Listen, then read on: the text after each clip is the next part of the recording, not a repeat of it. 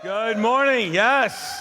Yes, so good to be with you guys. Good to join you on live stream as well. It is just wonderful to be here. I'll tell you what, I woke up with a lot of hope.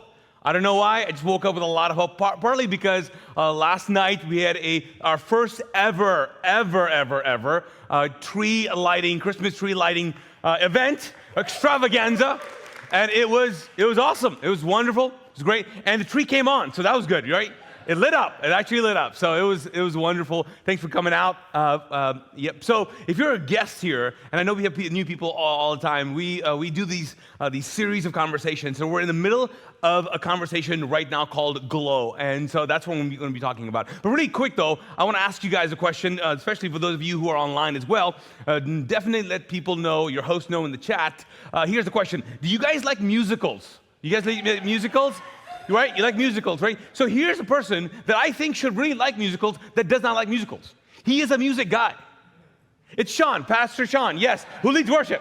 He does not like musicals. I told him about a movie. It's called Knight's Tale. Anybody watch Knight's Tale by any chance? Okay, some people. Okay, those of you who have not, you need to do yourself a favor and get to see that movie, okay? It's an old movie. Classic, I think. It's awesome. Okay, it's legendary. Anyways, and so I told him about it, and he was like, "Oh yeah, I tried to watch it twice."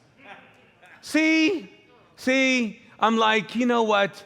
You know, the boy just needs to meet Jesus, number one. Then he'll like music. No. But it's interesting to me that he does not like musicals. Now, the movie, though, that I'm passionate about, the Knight's Tale, is because there's so much about the movie I don't know why I connect with, but there's one particular line in the movie that I'm like, oh man, it's so good. Okay, so it's this little boy talking to his dad, and it's set in like in medieval times in a sense.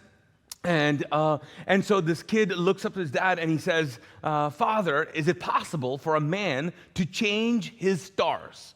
To change his stars. So basically he's talking about change the course of his destiny. And there's a guy right next to him who hears the little boy ask the father, and the guy goes, "No, that's just childish. No man can change his stars, like what's written in destiny." And then father turns to the little boy and says, William, if a man really wants, he can change his stars. And his eyes glow up, he's like, okay. And the whole movie is about this guy who's not born into nobility and pursues something great. And he has this hope, and the movie is all about hope.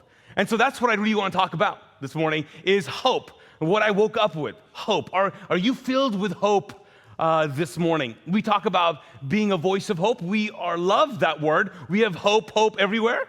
The building, I don't know if you know, is called what? The Hope Center. We're all about it. We're all about it. Not because we have hope, but more than that, those of you who do not know, I don't want you to just have hope. I want to recruit you to be a hope dealer. Yes, I know. Cheesy, very cheesy. See, there's dad jokes and then there are preacher jokes. Those are worse. But turn to your neighbor and say, I'm a hope dealer. I'm a hope dealer. Now, some of you guys are like, I'm not doing it. Listen, just turn to them and say, I'm a hope dealer, yo. Yes. I do what I deal. I smoke what I sell. Anyway, no, you don't have to do that. You don't have to do that. So let's talk about hope. Do you have hope this morning? So why are we talking about that? Because the series of conversations we're having are basically this idea of like, what does it look like for us to glow? What it means to look for us to be a light in this world. So let's go to our passage and we'll jump right in. Our first passage, or the passage that we've used the last couple of weeks, it's found in Matthew chapter 5, verse 14 and 16. It says, "You are the light of the world, like a city on a hilltop that cannot be hidden. No one lights a lamp and puts it under a basket. Instead, a light is placed on a stand where it gives light to everyone in the house. And in the same way, let your what? Good deeds shine out for those to see, so everyone will praise your heavenly Father." You see, the idea of this passage is basically you, not just you, but us, we as a collective can be a light in this dark world. And the way we do this is not just by our intentions and not just by our prayers, but actually our good deeds, our good works, are like, so relationship with God you get That you have free access. You don't have to prove your worth to be in His presence. But if you're going to manifest God, if you're going to show the world that God really exists, if you're going to be proof of life that God exists, you and I, the church, need to do good works. We cannot deny it. We can't go over it. No. There's no amount of prayer, friends. I mean, and I love prayer. I believe supernatural things take place. But we've got to actually do the work. And so the last couple of weeks, we've been talking about that. What does it look like? Well, the first week was, hey, if we're going to be light, we need to be here in this world to help. And the next week was, we're here to heal. We are healers. And then the last week I talked about we're here to hold people's hands and not let go of relationships just because people start acting crazy, and people be crazy. They are. You got them in your family. You know, you're probably sitting next to one. Right? So, but today we talk about we're here to hope. That we are here to hope. Because I don't know if you know this, but there are people around you who are hopeless. Or they seem hopeless. I am convinced that there's no one who is hopeless. That there's no one that is beyond repair, in a sense. And in fact, I think what happens is that if you ask someone, do you have hope this morning? They're like, no, I don't. Or they go, no, I just think the world is hopeless. I think the world is trash. I think everything is messed up. I think there's more bad than there's good. And I was talking to a person just this week about it. Like trying to convince them that I just believe there's more good. There's more good. And I truly believe that. But do you believe that? And so this series is a conversation that we've been having, and it's been like years. Like every year we do this series. Because I want to remind us about who we are and the responsibility that we have.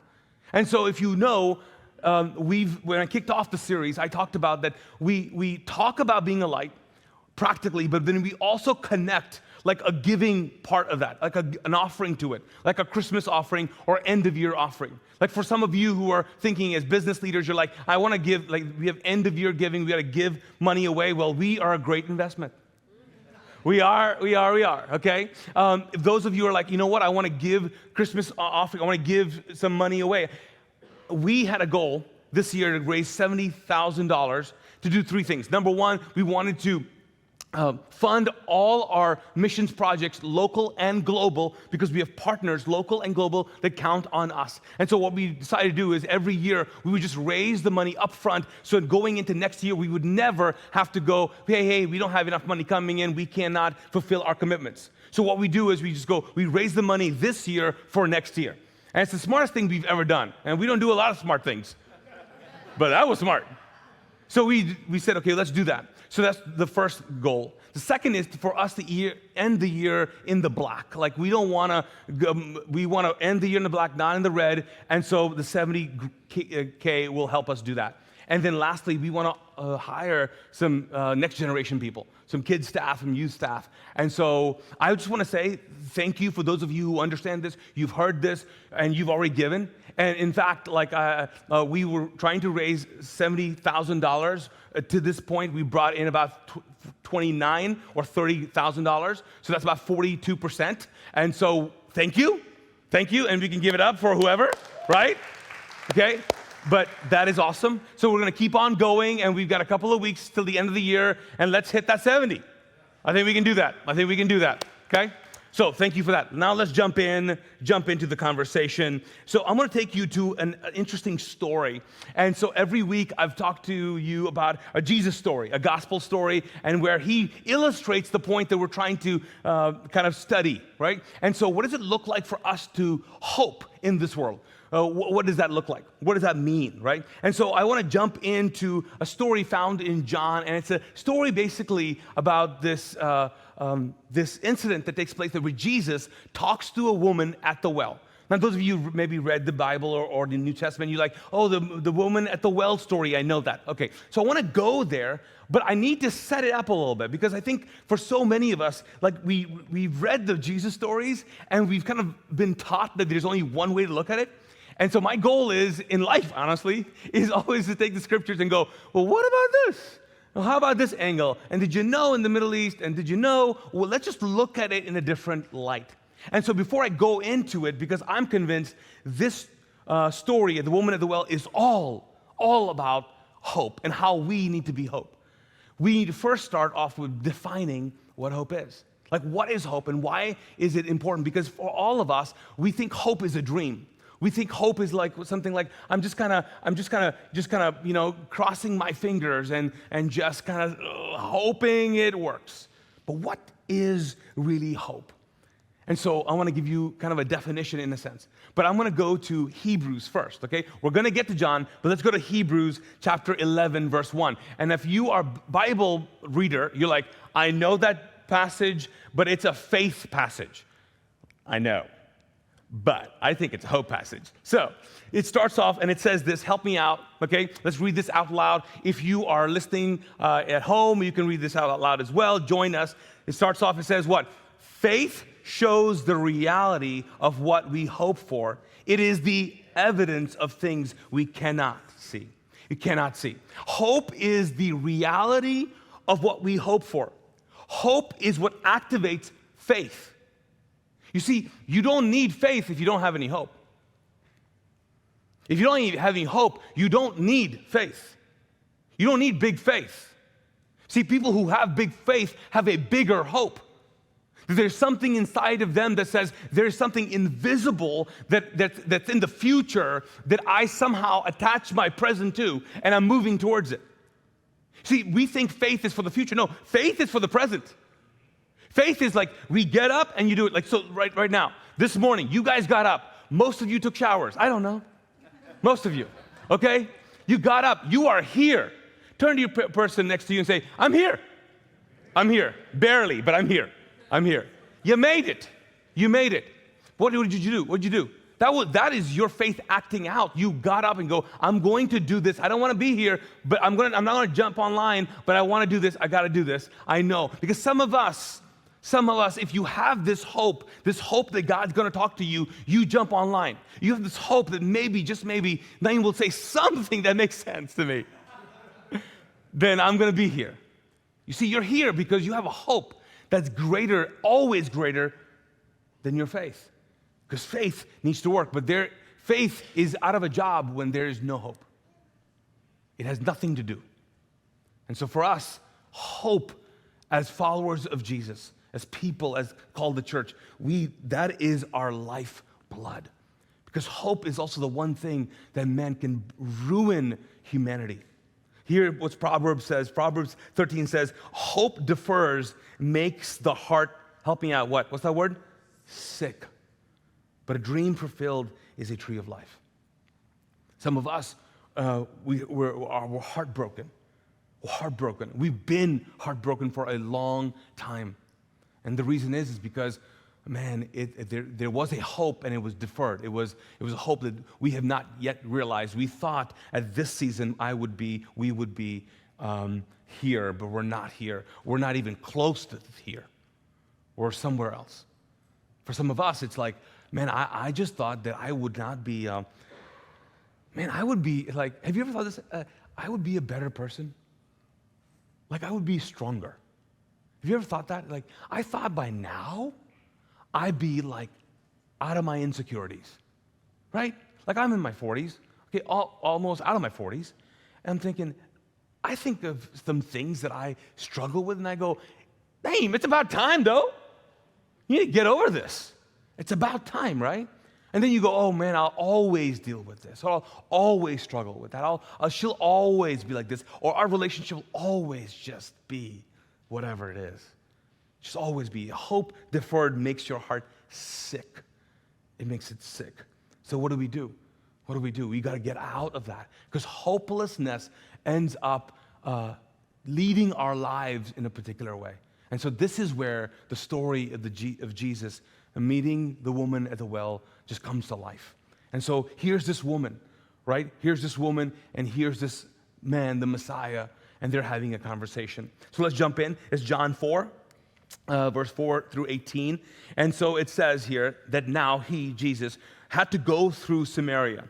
Now, he had to go through Samaria because he was going to Jerusalem, but the thing is that you didn't have to really go through it. He wanted to go through it. And most people avoided that place. But he came to a town, it says, in Samaria called Sychar, near the plot of ground Jacob had given to his son Joseph.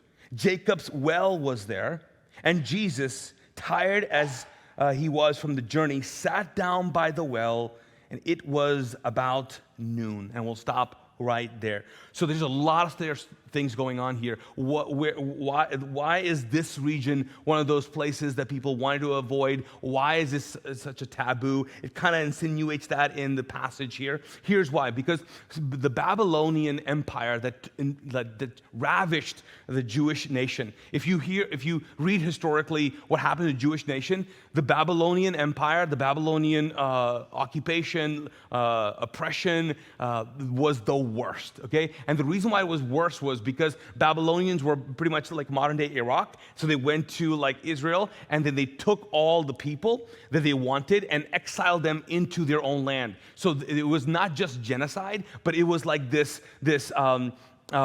assimilation, like I will take you and we'll raise your next generation to be Babylonian instead of Jewish. It was a subversive, very historical, like, oh my gosh, I can't believe the Babylonian Empire did this. And so what they did was they would go in, take the people and exile them, but they would leave a certain group of people. And these people who were not exiled were people that they considered, the Babylonians considered, not useful people.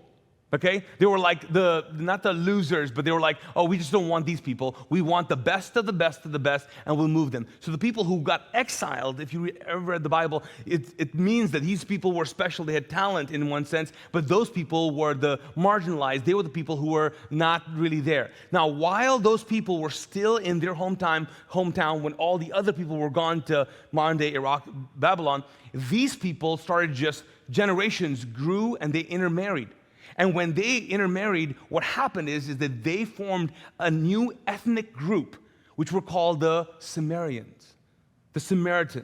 They became this group that was Jewish, for sure, but now that the majority of Jewish people were left, they started to just, the culture started to change. Their superstition, the way they practiced Judaism changed. And then the Jewish people, when they come back home, they go, who are you?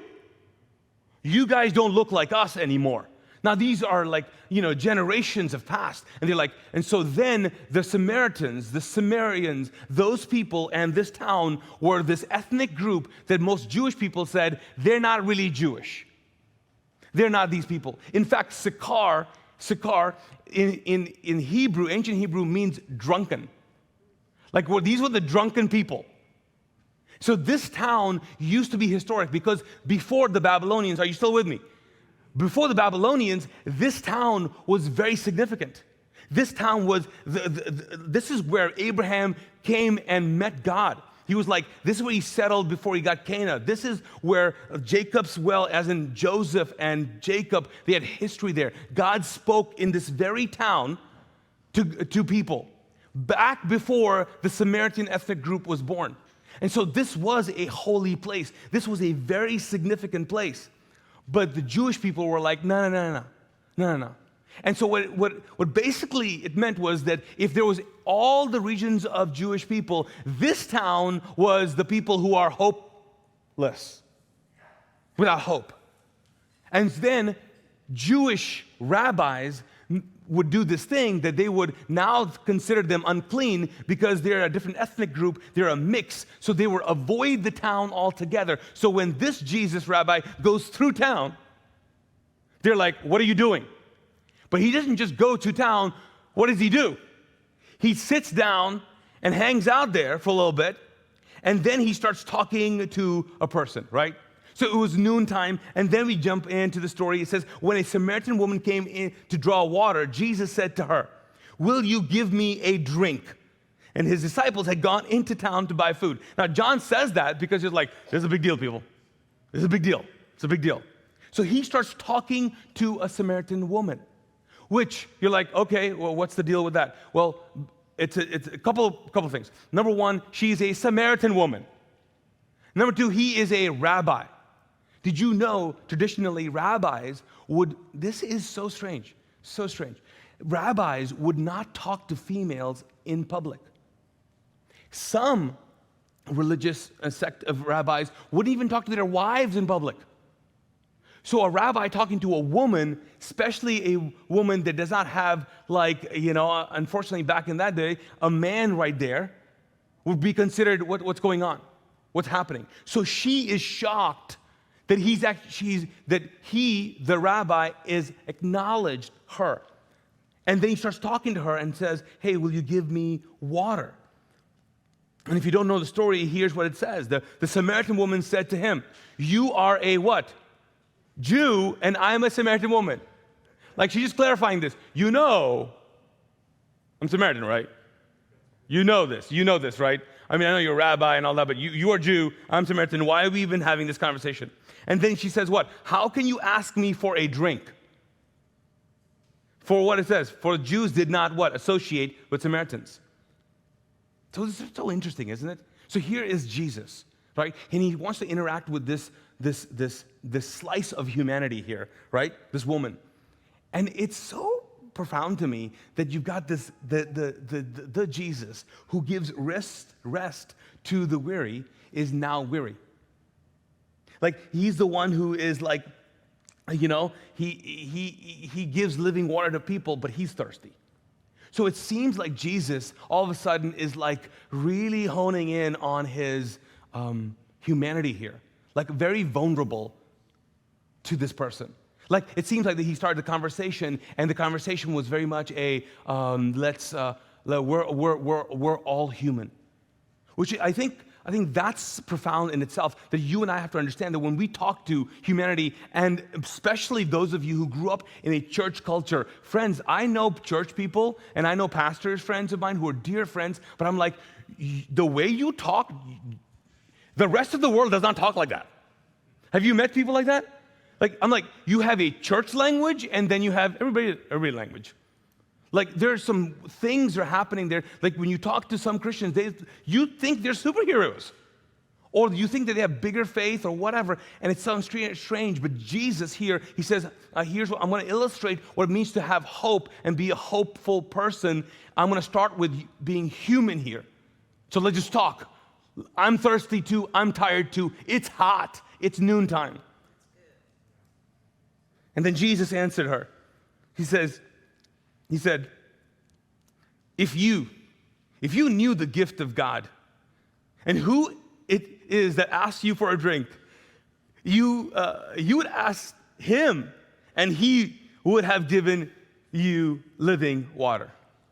Sir, the woman said, you have nothing to draw with, and the well is deep. Where can you get this living water? Are you greater than our father Jacob, who gave us the well and drank from it himself? He did also his sons and his livestock. So basically what's happening here is now this woman, now we don't know the entire conversation. We weren't there because a lot of communication is body language, right? A huge percentage of it. So we don't know what's happening here, but we do know a couple of things. First of all, Jesus is like, we are talking, and I'm about to tell you and reveal myself to you.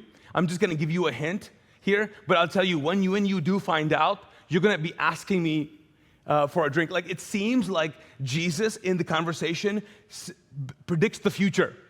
And I think for some of us, when we talk to humanity, when we talk to people who have no hope, we have to somehow predict the future for them. That we have to tell them, hey, I just want you to know that there's going to come a time that you're going to experience something that you don't quite experience right now. So he's saying, hey, I'm just going to tell you, when you ask and when you get this, it's going to change your life. And then she says, you have nothing to draw with, the well is deep. Now, what is something that people would use to get water out from a well, right? They would have a bucket, and then attached to it is a what? A rope. What's profound, though, is the Hebrew word for rope is tikvar. As if Jesus was applying, I'm going to give you hope to draw the real water out. Because you think, I don't have rope. But it's you who do not. And I'm about to change your life. As if you're saying, I'm going to give you the thing you need to actually draw this out. I'm going to give you something to hold on to. I'm going to give you to have something to rest upon. It's so interesting what's happening in this story. Jesus is saying, I'm about to change your life because you are stuck in something. And so she doesn't know how to react to that. Because here's what's happening, right? What's happening is that she brings up this, this well is pretty big and pretty awesome and all that. Because the word Jesus used for living water is the same word to use as a fresh, like a body of water. So basically she is thinking, hold on, are you telling me that this well is not the place that I need to come to for water? There is another stream of living water, bubbling water? Because that's what he uses. So now she's like, okay, are you telling me this is not great and there's a greater place? What are you doing? So basically, Jesus is like, I'm trying to present to you something that is going to change your life, but she's still curious. She's still curious because here's the thing. The future is filled with curiosity, right? It's filled with uncertainty. It's filled with some things that we don't know, don't understand, don't know. But if we have just a little bit of hope, we can move towards it. And so it seems like Jesus is like, hey, I'm going to give you this hope. I'm giving you something. I'm going to give you something that you can actually draw water from. I'm going to give you something you just don't have right now. And you're not going to understand it. And she's still curious. And she's still curious. And she keeps on going. Man, it's such an interesting story. So then Jesus answered, right? He says, everyone who drinks this water will be thirsty again, but whoever drinks the water I give them will what? Never thirst. Indeed, the water I give them will become in them a what? A spring of living water welling up into eternal life. So there he says, hey, I think you thought an actual body of water. Let me tell you something. I'm going to give you something that will, in you will have this stream of living water inside of you. Now she is so curious because then she changes her tone and she goes, what? She said, sir, give me this water so I don't have to get thirsty. I don't have to keep coming here to draw water. He told her, go call your husband and come back. I have no husband, she replied. Jesus said to her, you are right when you say that you have no husband. The fact is that you have had 5 husbands, and the man now that you have is not your own husband. What you have said is quite true. So right here we hear the story, and you might have heard, okay, that's the issue right here. See, the issue is that Jesus wants to confront her about her sin. But I think that Jesus wants to give her hope in despair. Because when we read this, you might want to go, okay, so she's this woman who's bounced from one relationship to another. But maybe that's not the case. Maybe the case is that she was a child bride. Because we don't understand that context, but people do. Modern day, even now, Afghani little girls,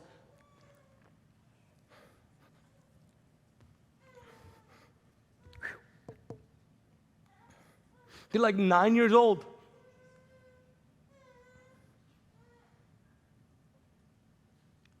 And they're given as brides to like grown adults, grown men. And 9's extreme, but the normal age is 15. 15-year-old women. I mean, not even women, girls. Given in marriage. Die because they have babies and their bodies can't even deliver the babies. And I have a 15-year-old girl. So when I read this, I'm like, oh my gosh, like the life you could have lived. She's heartbroken.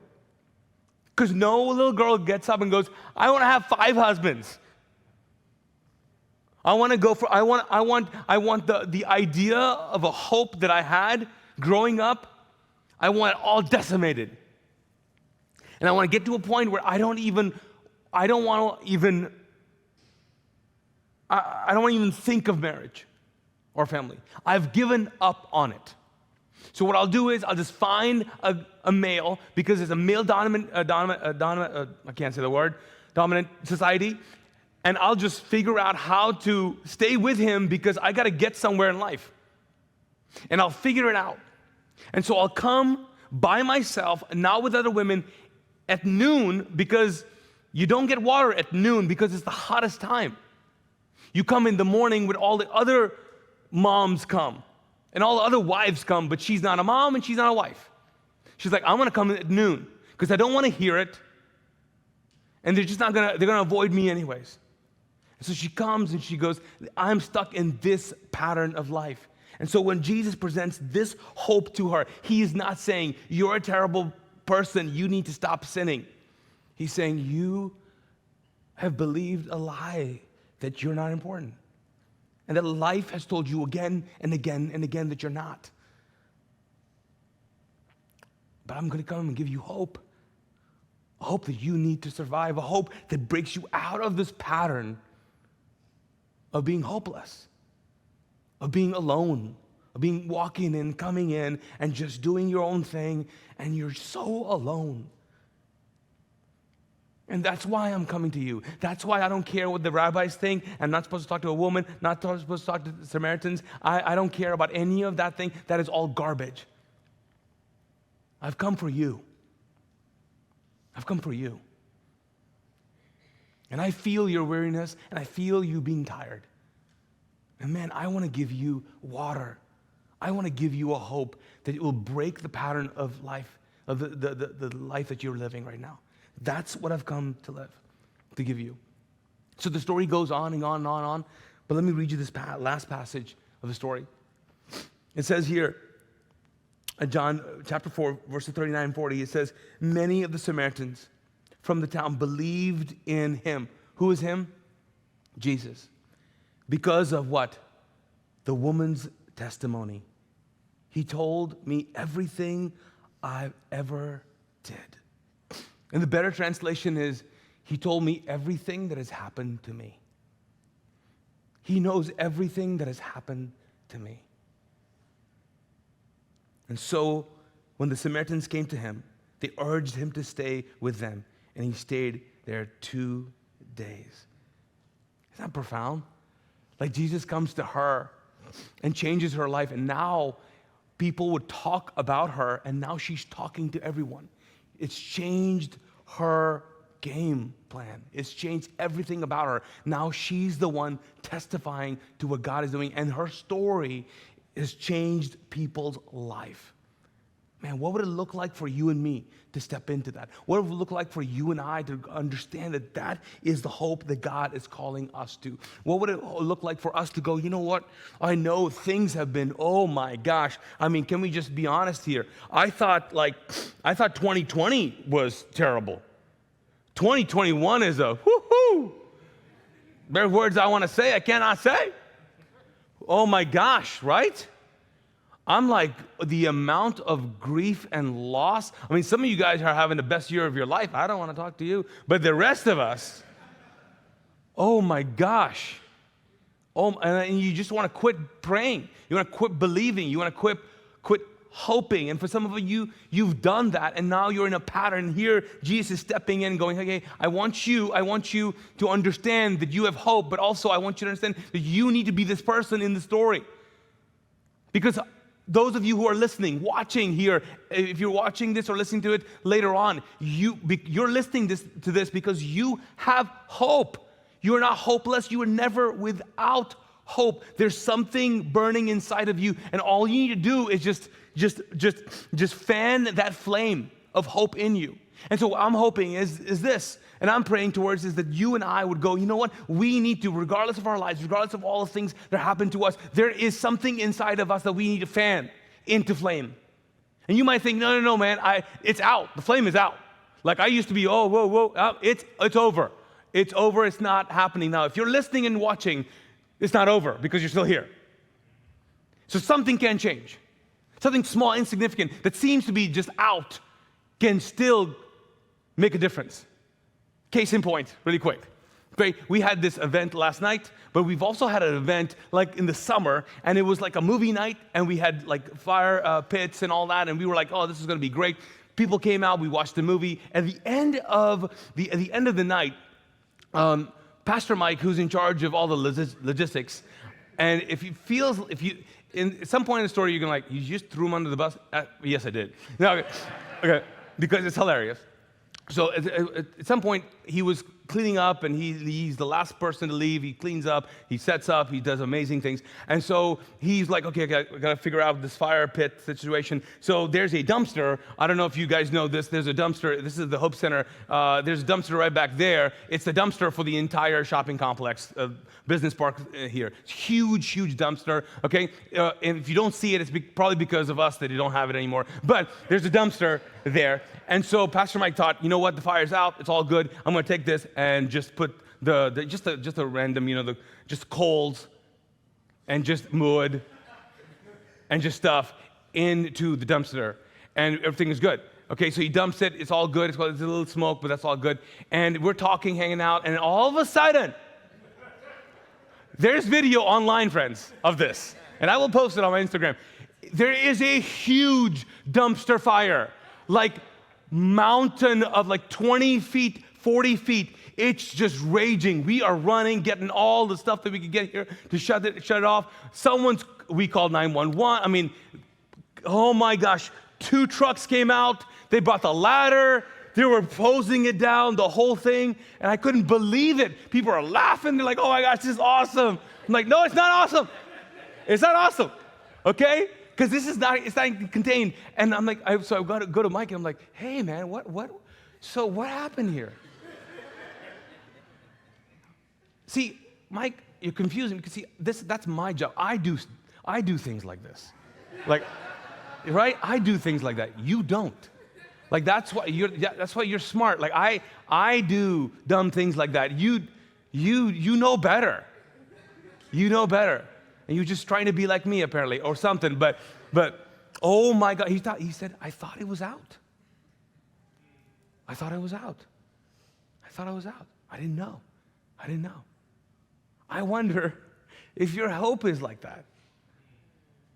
I think maybe you think it's out. It's out. This is what Paul said to Peter, said to Timothy. He said, for this reason, he said, I remind you to fan into flame the gift of God, which is what? In you, through the laying on of my hands. See, there's hope inside of you, and all we need to do is to fan it into flame.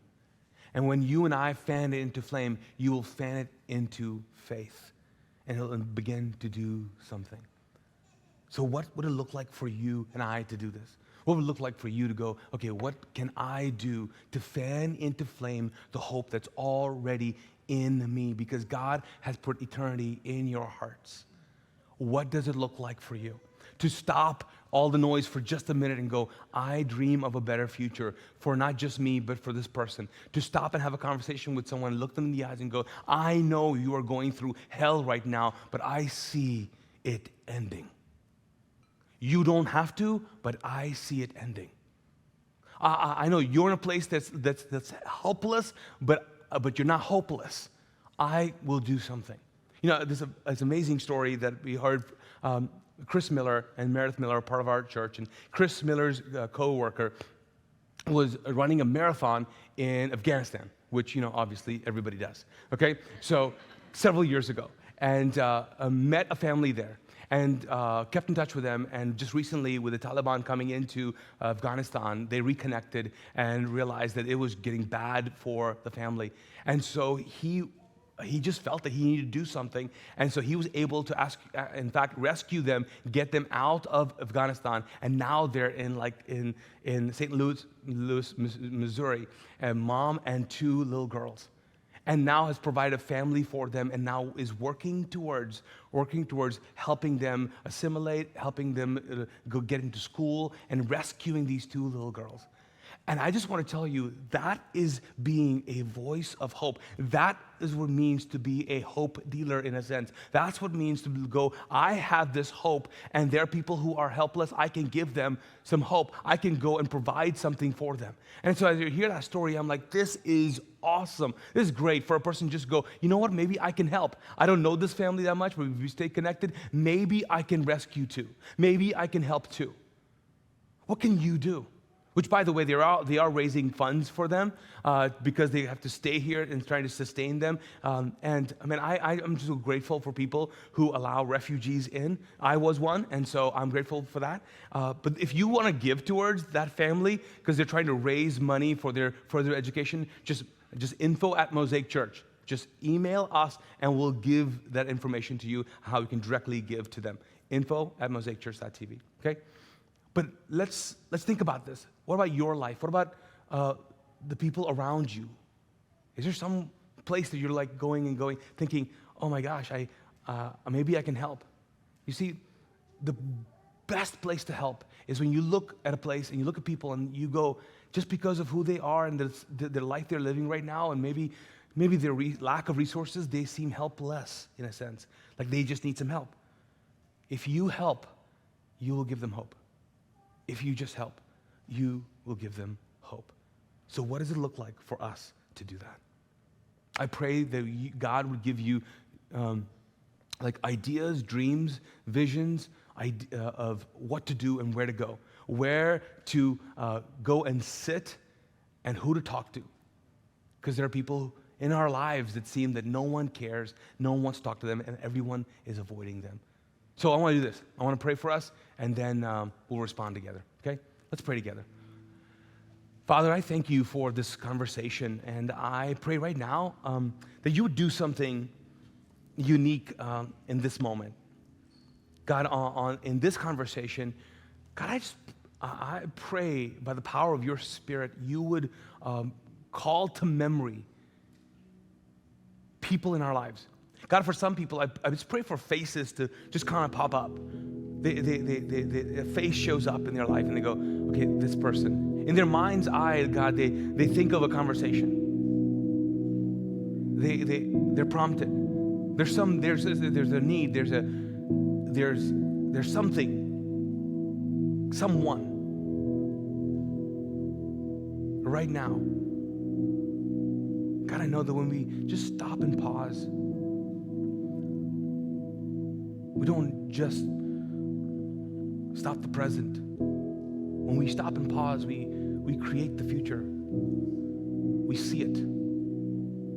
So God, show us what hope looks like. Because the world needs a future. The world needs hope. And God, we are people who've called to be the voice of hope. So God, help us. Show us in the midst of this dark times that we're in. What does it mean to not lose hope, but to give it away? God, what does it look like for us to do that? Father, I pray. God, let us be the light in this world. Let your prayer come true. God, when you looked at us, you said, I see something. I see something in the future. I see a church that's like a city of light on a hilltop. It's not hidden. No, it's a light in a hilltop. It's put itself in a place strategically to bring light to any and all people. God, what does it look like for us to be strategic in that sense? Where do we need to sit? Who do we need to talk to? Who are the people in our lives that seem just marginalized? God, help us. God, as we go to the cross, as we go light a candle for some of us, we receive communion during this last song. God, help us respond. Let us see what you're showing us. In Jesus' name.